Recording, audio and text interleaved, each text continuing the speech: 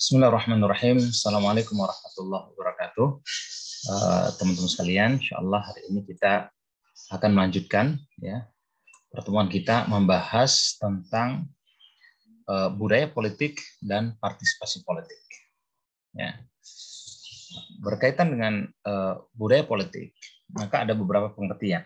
Pertama dari Almond dan Verba, beliau mengatakan bahwa budaya politik adalah sebuah sistem yang empiris, ya, berkaitan dengan kepercayaan, simbol yang ekspresif atau nilai, yang ini mendefinisikan situasi ya pada aksi politik dilakukan.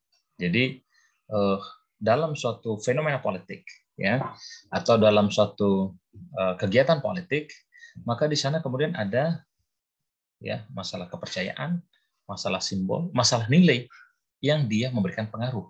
Nah, itulah yang disebut dengan budaya politik. Atau juga dikatakan bahwa budaya politik pada suatu bangsa ya ini merupakan ya distribusi dari orientasi tertentu ya terhadap objek politik ya dari anggota dari suatu bangsa. Jadi distribusi orientasi tertentu ya dalam politik. Jadi orang punya orientasi berdasarkan kepercayaan, punya orientasi berdasarkan simbol, punya orientasi berdasarkan nilai tertentu ketika mereka mengambil sikap dalam urusan politik ya pada suatu bangsa.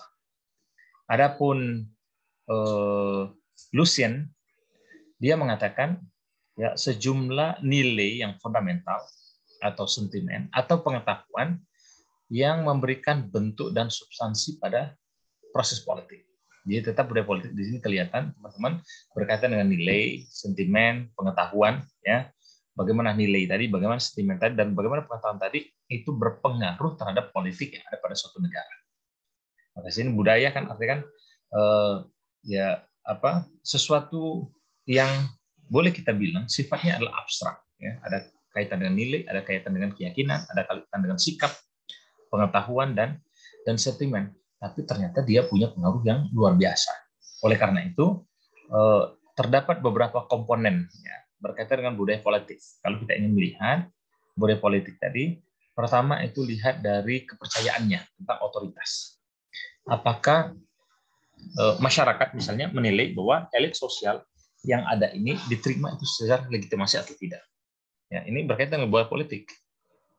Atau berkaitan dengan pola relasinya, apakah kemudian bersifat vertikal atau horizontal.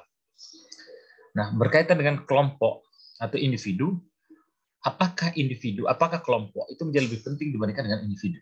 Jadi budaya masyarakat ya dalam politik tadi, apakah mereka lebih mengutamakan kepentingan bersama atau kepentingan individu? Ya, apakah persamaan itu lebih penting dibandingkan dengan kebebasan individu? Kalau misalnya ternyata individu, personal freedoms itu lebih penting dibandingkan dengan kebersamaan, dibandingkan dengan nilai kolektivitas, berarti budaya politik di sana adalah budaya politik individualisme. Tapi sebaliknya, kalau kemudian kolektivitas atau equality itu lebih tinggi kedudukannya, ya atau lebih diutamakan, maka berarti budayanya adalah budaya kolektif, budaya sosialis, berkaitan dengan kebebasan dan keamanan juga seperti itu. Ya, apakah orang-orang yang ada pada suatu negara tadi mereka memberikan penghargaan ya kebebasan pada seseorang itu dari aksi negara. Artinya mereka tidak kemudian berada pada suatu negara yang sifatnya otoriter, ya, atau bahkan ya justru membuat misalnya kondisi dari ketika kebebasan dimunculkan negara atau situasi menjadi tidak stabil atau kurang aman. Begitu juga pandangan tentang legitimasi dalam sistem politik.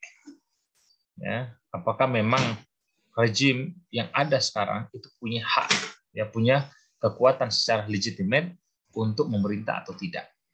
Ya, apakah pemimpinnya itu termasuk orang yang dipercaya atau tidak? Karena semua ini nanti akan berpengaruh terhadap sikap, sentimen, nilai, cara pandang atau budaya politik yang ada pada suatu negara. Termasuk juga ya komunitas politiknya, teman-teman sekalian, ya politik kelompoknya tadi. Apakah kemudian unit politik, ya, what political unit does the population identify most readily, ya, unit politik untuk mengidentifikasi sebagian besar dari masyarakat itu dengan mudah dibaca atau tidak, ya. Artinya apakah kemudian masyarakat tadi itu juga punya attachment, ya, keterkaitan yang kuat, ya, terhadap identitas nasional secara keseluruhan, atau justru mungkin budayanya menjadi budaya masyarakat yang segregasi, ya, masyarakat yang mereka terpisah, ya. Nah, ini beberapa gambaran kalau kita ingin melihat bagaimana kemudian komponen-komponen dalam budaya politik. Nah, teman-teman sekalian, secara elemennya, maka di sini bisa dikatakan, menurut Almond, budaya politik itu berkaitan dengan kognisi, ya, pengetahuan empiris, ya. Jadi orang ketika misalnya melihat menentukan sikap atau budaya politik, ya, pengetahuan empirisnya itu akan sangat berpengaruh. Misalnya, ya, ekonomi market, itu lebih produktif dibandingkan dengan ekonomi terencana. Nah, itu mungkin pengetahuan sebagian orang, tapi pengetahuan yang lain itu seperti apa? Ini mempengaruhi sikapnya. Jadi attitude kita, ya, sikap kita, apa kita menjadi positif atau negatif, itu ya tidak bisa juga terlepas dari kognisi kita, di pengetahuan kita tentang sesuatu. Orang yang banyak tahu negatif tentang Presiden Bush misalnya, dia akan mengatakan Presiden Bush is abominable, ya, abominable. Presiden Bush ini adalah seorang yang keji, seorang yang zalim, ya. Atau masalah nilai, ya, ini hal-hal yang sifatnya normatif. Jadi tidak serta-merta kemudian berkaitan dengan hal-hal yang bersifat kognitif, ya. Tapi orang tahu, nilai tempat masyarakat kita ini ada enggak kebebasan individu, atau jangan-jangan hati-hati, jangan asal ngomong. Kenapa? Tembok pun itu bisa mendengar. Nah, itu masalah nilai, termasuk masalah ideologi, ya, sistem ide, ya. Ada orang misalnya punya keyakinan, liberalisme adalah solusi terbaik untuk menyelesaikan masalah-masalah sosial. Orang sosialis akan mengatakan socialism is the good solutions for the social problems. Islam juga akan mengatakan seperti itu. Nah, hal-hal yang seperti ini berkaitan dengan kognisi kita, pengetahuan kita, sikap kita, nilai kita, atau bahkan ideologi kita, itu akan sangat menentukan budaya politik yang berkembang di tengah masyarakat. Maka di sini kita bisa katakan, ya, budaya politik tadi, teman-teman sekalian, secara aspek ada aspek budaya, ya, misalnya berkaitan dengan legitimasi politik, komunitas politik, rezim atau otoritasnya, kemudian aspek proses, ya. Jadi budaya proses, ya, orientasinya, bagaimana pandangan pengaruh dari seseorang dalam proses politik, atau pengaruh, ya, dari seseorang itu dalam aktor-aktor politik. Begitu juga dengan budaya dalam pengambilan kebijakan, ya, jadi policy culture, image tentang masyarakat yang bagus, evaluasinya, kesepakatannya, atau mungkin perubahan persepsi yang terjadi di tengah masyarakat. Maka di sini boleh dikatakan, ya, karakter dari budaya politik tadi, ya, itu ada 3 hal penting, ya, teman-teman harus pahami: masalah value, ya, nilai, masalah belief, keyakinan, kepercayaan, dan masalah attitude, ya, masalah sikap. Masalah value ini adalah berkaitan dengan norma, ya, sesuatu yang ideal, ya, yang membuat persepsi, ya, yang diterima, atau nilai ini tadi, ya, yang dia kemudian membangun suatu persepsi, bahkan bisa menjadi halangan bagi seseorang itu dalam berpikir, dalam merasakan, dalam berbuat, bersikap. Jadi ada norma, idealnya seperti ini, ya. Ada masalah belief, keyakinan, ya. Jadi ini adalah sesuatu yang sangat mengakar, ya, dalam pemikiran kita. Ini keyakinan. Atau masalah attitude, ya, masalah sikap. Kenapa? Karena nanti teman-teman sekalian, apa yang ada dalam keyakinan kita, apa yang ada dalam nilai kita, bahkan termasuk pengetahuan kita, itulah nanti yang akan bisa tergambarkan dalam sikap kita keseharian, ya, dalam menyikapi berbagai isu politik.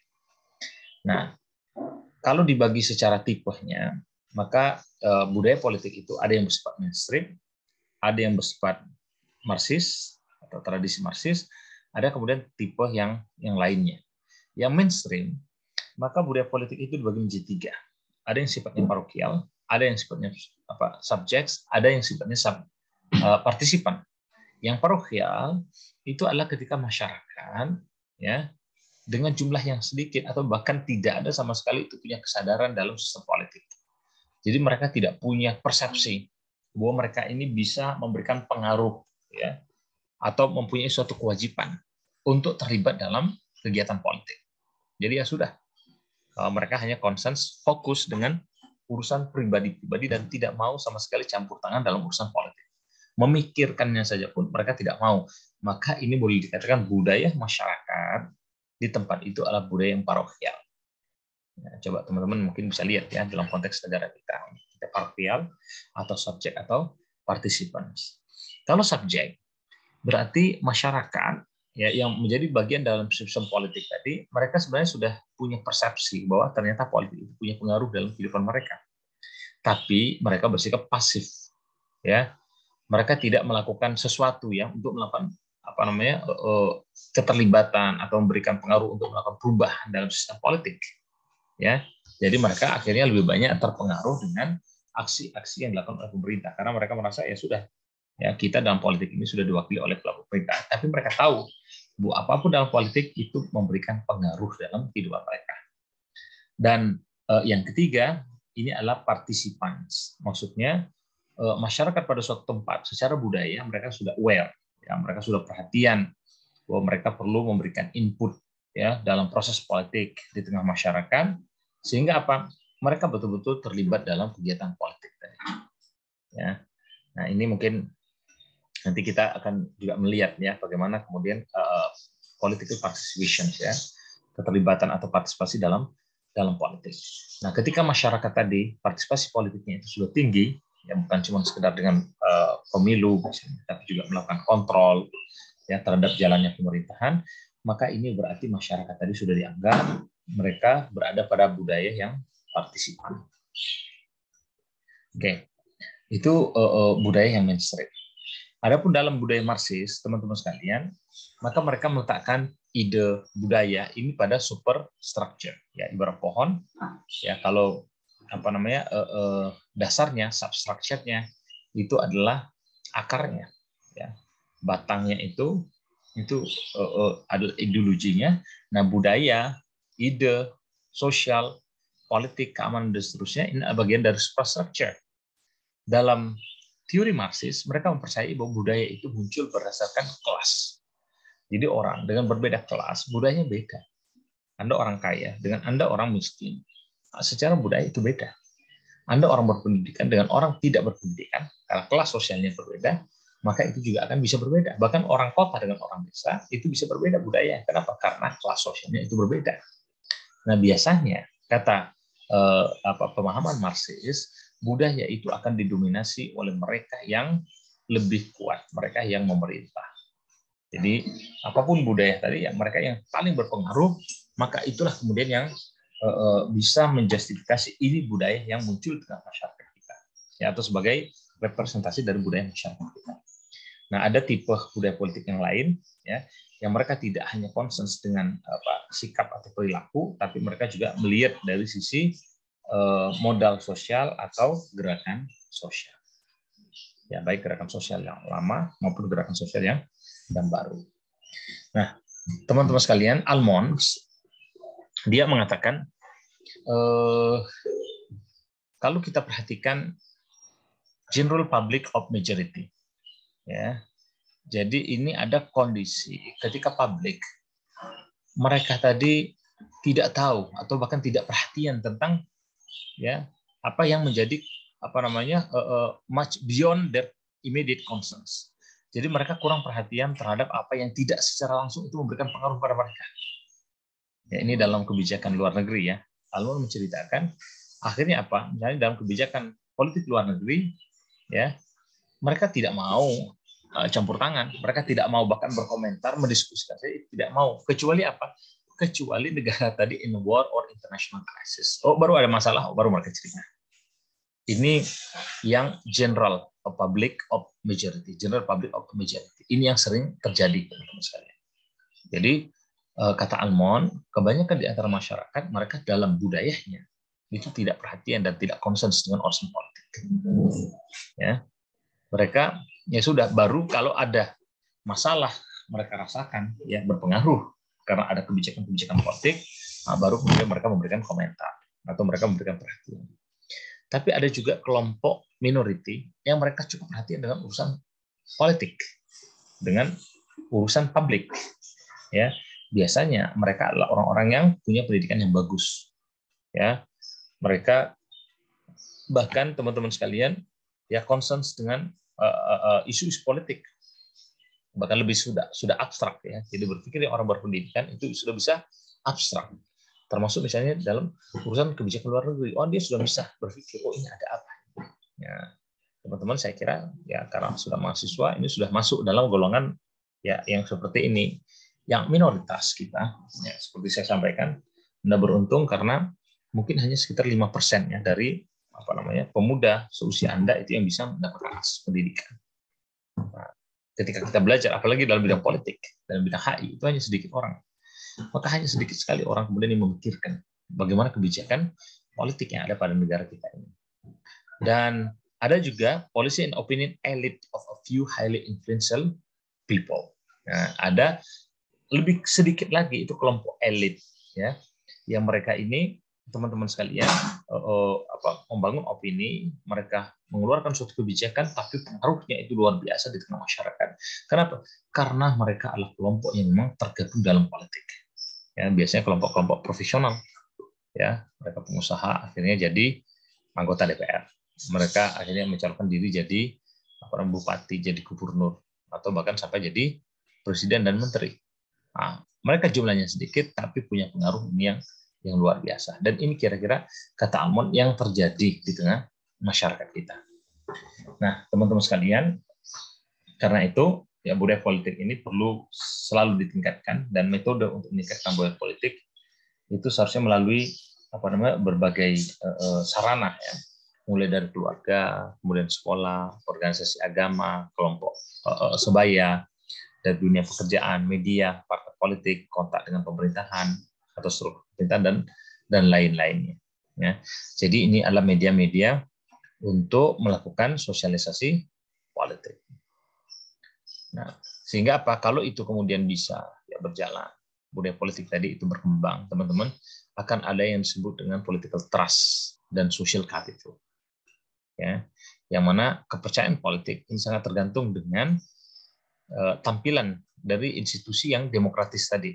Ya, maksudnya kalau sebuah negara rejimnya itu bisa kemudian mewujudkan stabilitas keamanan, ekonomi yang kemudian juga bagus, ya perkembangannya, maka akan muncul political trust. Dan orang tidak akan langsung percaya itu hanya dengan bicara tentang demokrasi, ya itu secara prinsipal saja. Stabilitas, effectiveness, dan seterusnya. Enggak. Orang hanya akan lihat realitanya seperti apa. Ya meskipun kita bolak-balik mengatakan Indonesia adalah negara yang demokratis, tapi ya demokrasi pada masa Jokowi dengan demokrasi pada rejim sebelumnya itu beda. Bahkan pada rejim yang pertama dengan rejim yang kedua, periode pertama dengan periode kedua, itu kemudian bisa jadi kondisi politik, circumstance yang berkembang itu juga berbeda. Karena itu budaya politik ini ada yang dinilai budaya politik yang bersifat positif, ada budaya politik yang bersifat negatif. Ya, jadi yang positif itu adalah tradisi kepercayaan dan kerjasama yang akhirnya ini menghasilkan ya high level of social capital. Ya, jadi modal sosialnya itu menjadi modal sosial yang tinggi. Tapi ada sesuatu yang negatif, teman-teman, dalam budaya politik ya. Berkaitan dengan kepercayaan politik tadi, ketika melihat ada pemerintah itu yang sudah tidak efektif ya dalam menjalankan tugas-tugasnya. Jadi pemerintah mungkin sudah jarang berkolaborasi di tengah masyarakat atau tidak lagi mewujudkan semangat kebersamaan.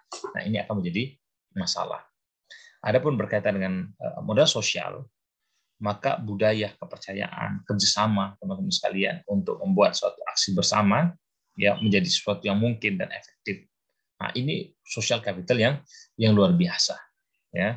Jadi kalau ini bisa berjalan dengan baik ya, yang mana masyarakat tadi mulai membangun institusi politik ya dengan kapasitas yang bagus, maka niscaya mereka bahkan akan bisa menyelesaikan ya persoalan-persoalan yang bersifat kolektif. Maka dua hal ini sangat dibutuhkan oleh rejim yang berkuasa. Mereka perlu mendapatkan political trust dalam artian yang positif, begitu juga mendapatkan modal sosial di tengah masyarakat, sehingga mereka tidak kemudian berjalan sendiri. Nah, hanya saja realitanya tidak sedikit negara-negara itu yang menjadi negara yang otoritarian, ya, pemerintah yang otoriter, ya, pemerintah yang kadang-kadang ya terlihat seperti menolak budaya politik. Jadi misalnya yang berkuasa adalah militer, ya, pemerintahan militer, yang mereka tadi ya bicara kekuatan, bicara tank, ya, dan mereka berusaha kemudian untuk menjaga diri mereka, menjaga rejim mereka itu supaya kemudian tidak dijatuhkan oleh kelompok lain. Itu ada yang seperti ini, teman-teman sekalian, ya. Sehingga apa? Kadang-kadang mereka bersikap mengisolasi diri dari massa, ya, untuk terlibat dalam pemerintahan. Jadi seakan-akan sudah rejim ini hanya milik mereka saja, ya. Jadi arena politik itu terbatas, mereka batas hanya untuk kelompok mereka saja. Sehingga pemerintahan yang seperti ini akhirnya menjadi pemerintahan yang tiran, ya, bisa mereka dari kelompok sipil atau bisa mereka dari kelompok militer, ya, yang seharusnya mereka sangat membutuhkan partisipasi politik atau budaya politik yang bagus di masyarakat untuk melakukan kontrol terhadap mereka. Ada juga budaya politik yang bersifat manipulasi, ya. Jadi ini bisa kalau kita lihat teman-teman sekalian, ya. Jadi termasuk dalam tradisi yang berbeda, ya. Tidak ada penyerahan dari seseorang yang personal tadi kepada individual yang ini powerful, ya, powerful. Nah, tapi ketika dia menyerahkan, oke, saya tunduk, saya taat dengan Anda sebagai pemimpin, teman-teman sekalian, maka ini kadang-kadang dinilai, tidak apa-apa. Tapi kenapa? Karena meskipun ini otoriter, ya, sebenarnya ini bermanfaat bagus untuk keamanan dan stabilitas. Meskipun kita melihat ini tidak sepenuhnya kemudian menjadi sistem yang demokratik, yang accountable, ya, sehingga dimunculkan loyalitas, ya, loyalitas dari individu tadi kepada pemimpin mereka, ya. Kalau kita lihat, ya, negara ini diposisikan seperti orang tua, ya, sudah kita taat saja kepada rejim dan seperti taatnya kita kepada orang tua, ya. Nah, biasanya makanya disampaikan anak-anak itu belajar untuk menerima otoritas yang bersifat atau membangun budaya politik yang manipulatif ini, ya, untuk menerima otoritas dari orang tuanya, ya. Jadi mereka oke lah kita begini loh dalam keluarga tadi. Pokoknya kadang ada beberapa hal yang anak tidak harus tahu, kita terima saja, ya. Ternyata ini menjadi budaya, bahkan nanti akhirnya ditransfer itu masuk, ya, model seperti itu dalam arena politik. Nah, ada juga budaya politik kelompok elit, teman-teman sekalian, ya. Jadi biasanya ini adalah budaya politik mereka orang-orang yang dekat dengan kekuasaan, ya. Biasa mereka ini lebih kelompok elit, ya, secara nilai lebih eksplisit, lebih sistematik, ya, dan mereka lebih berpikir consequential, ya, consequential.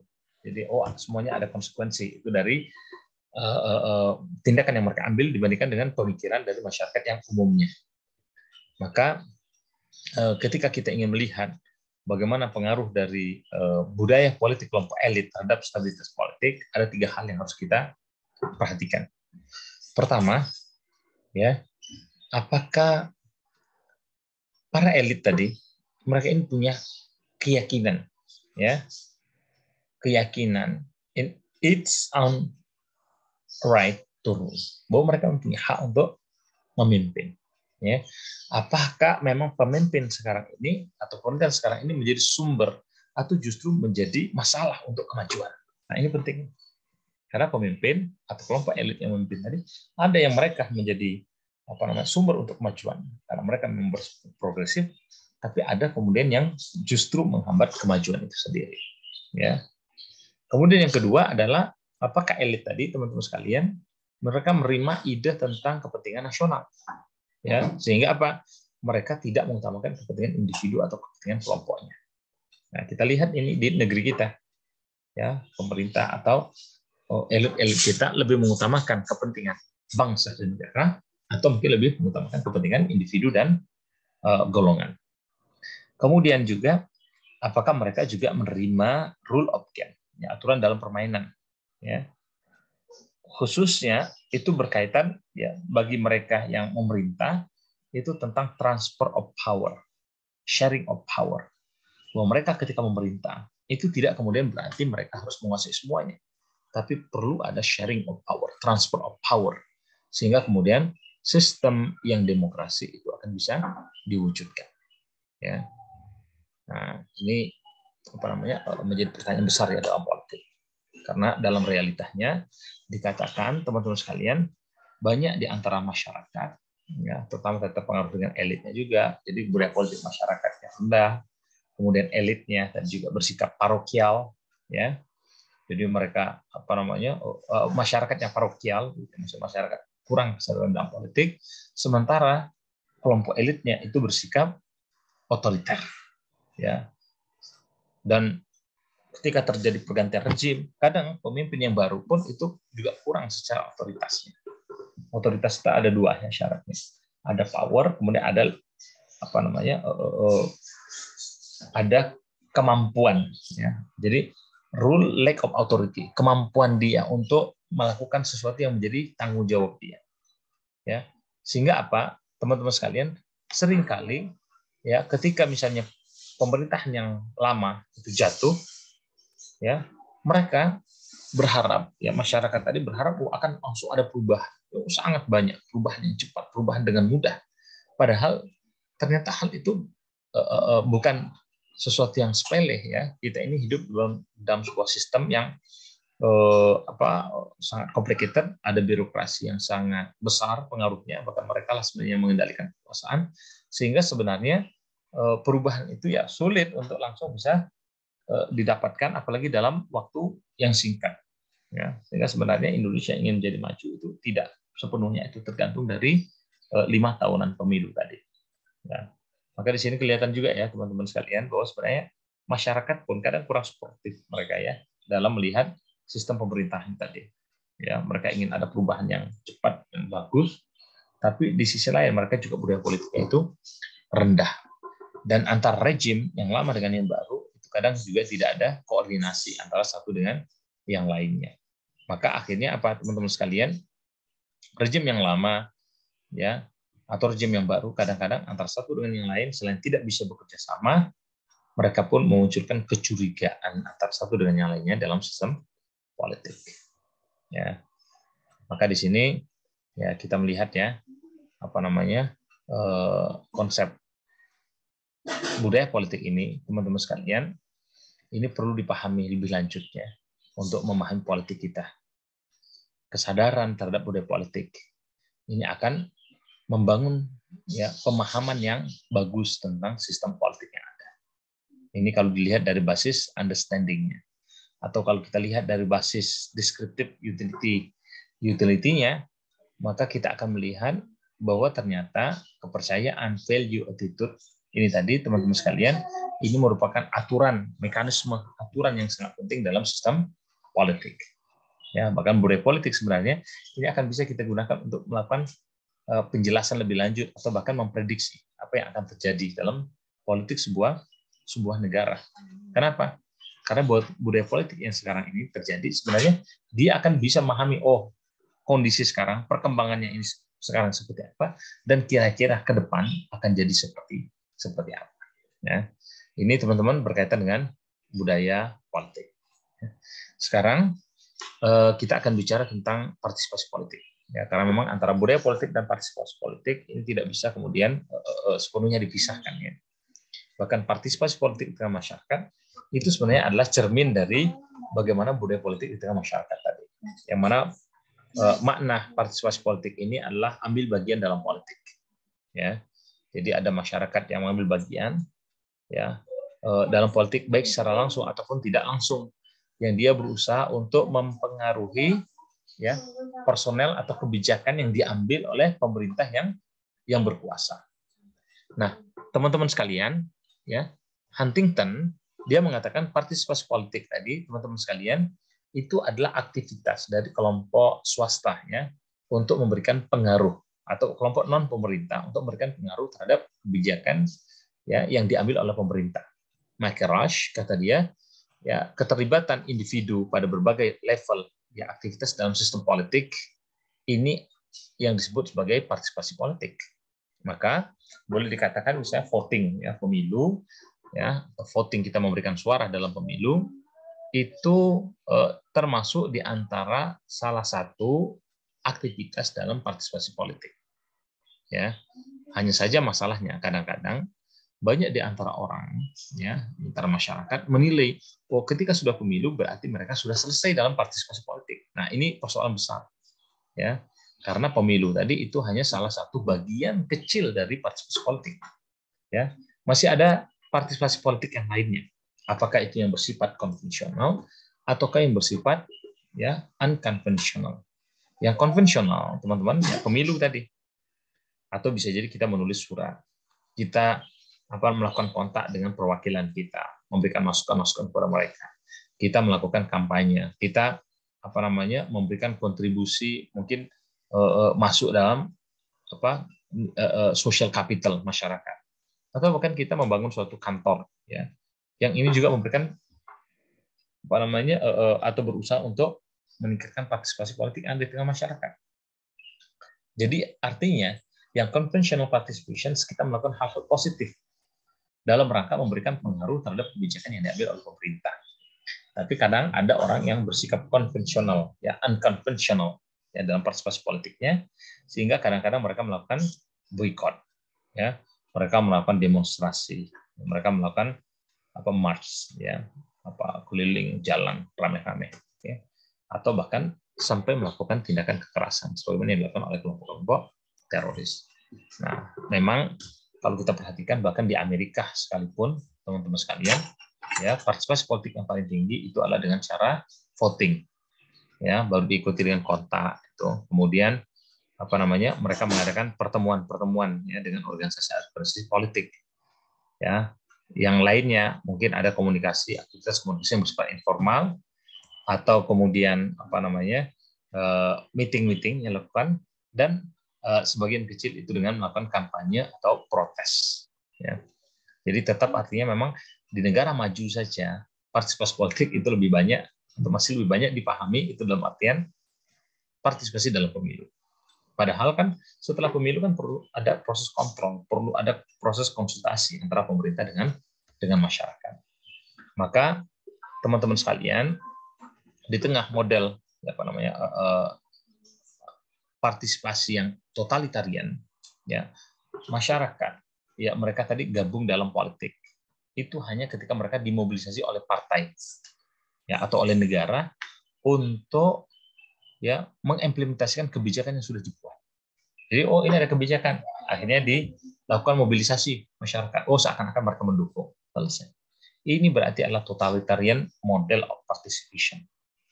Ada juga yang disebut teman-teman sekalian dalam kelompok komunis tadi, ya misalnya laki-laki di Cina, mereka tadi kan punya pendidikan relatif bagus ya. Mereka lebih dianggap kuat secara fisik, dianggap lebih terlatih, ya. Maka partisipasinya meskipun Cina itu adalah negara komunis, ya, tapi dianggap itu relatif dibandingkan dengan masyarakat yang lain itu lebih tinggi. Adapun ya kalau kemudian di tengah masyarakat yang tradisional, orientasinya masih tradisional, ya biasanya partisipasinya itu rendah. Siapa? Yaitu orang yang kurang pendidikannya, orang yang usianya sudah tua, atau mereka yang tinggal di pedesaan.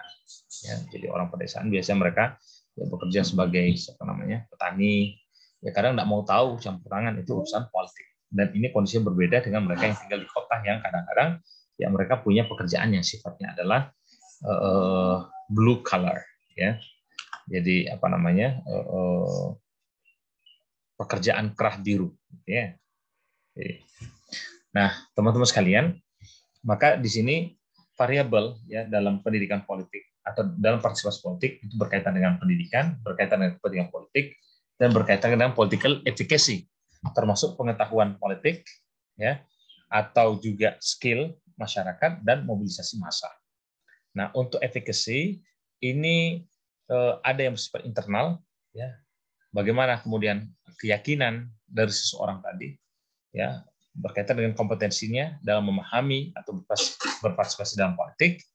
Adapun yang bersifat eksternal, ini adalah keyakinan tentang respons mereka terhadap otoritas pemerintah atau institusi, ya, berkaitan dengan keinginan yang ada pada masyarakat.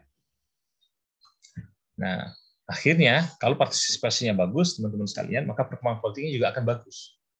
Ya, jadi kalau kita lihat akhirnya ada suatu kapasitas sistem untuk menyelesaikan persoalan-persoalan pembangunan yang berkembang, ya, di tengah masyarakat dalam proses modernisasi. Itu akan bisa berjalan bagus kalau ada partisipasi, ya, yang positif, ya, bahkan sampai pada level kolaborasi antara pemerintah dengan non state actors, ya, mungkin misalnya dengan swasta atau bahkan juga dengan masyarakat. Kenapa? Karena menurut Lucian P ada beberapa masalah dalam pembangunan, masalah legitimasi, masalah krisis identitas, penetrasi, ya, bagaimana masuk ke masyarakat, kemudian partisipasi yang rendah, termasuk integrasi dengan masyarakat, dan distribusi, ya, termasuk distribusi kekuasaan atau bahkan distribusi kekayaan. Maka teman-teman sekalian, Almond mengatakan, oh, bukan hanya itu, tapi kita juga punya masalah dalam membangun negara, kita punya masalah dalam membangun bangsa, kita punya masalah dalam level partisipasi, termasuk distribusi. Menurut dia, ya, masalah-masalah ini hanya akan bisa diselesaikan ketika punya, ya, partisipasi politik di tengah masyarakat, ya, itu menjadi tinggi. Oleh karena itu, sebagaimana halnya dalam budaya politik tadi, sosialisasi itu sangat diperlukan, ya, melalui berbagai lembaga atau elemen, ya. Jadi mungkin dari keluarga, dari sekolah atau lembaga pendidikan formal, atau mungkin ada kelompok yang sukarelawan atau partai politik, NGO atau institusi agama, dan media komunikasi. Ya, teman-teman sekalian, mungkin itu dulu yang bisa kami sampaikan. Ya, silakan, mungkin ada beberapa hal yang ingin teman-teman diskusikan, kami persilakan. Ya. Assalamualaikum warahmatullahi wabarakatuh.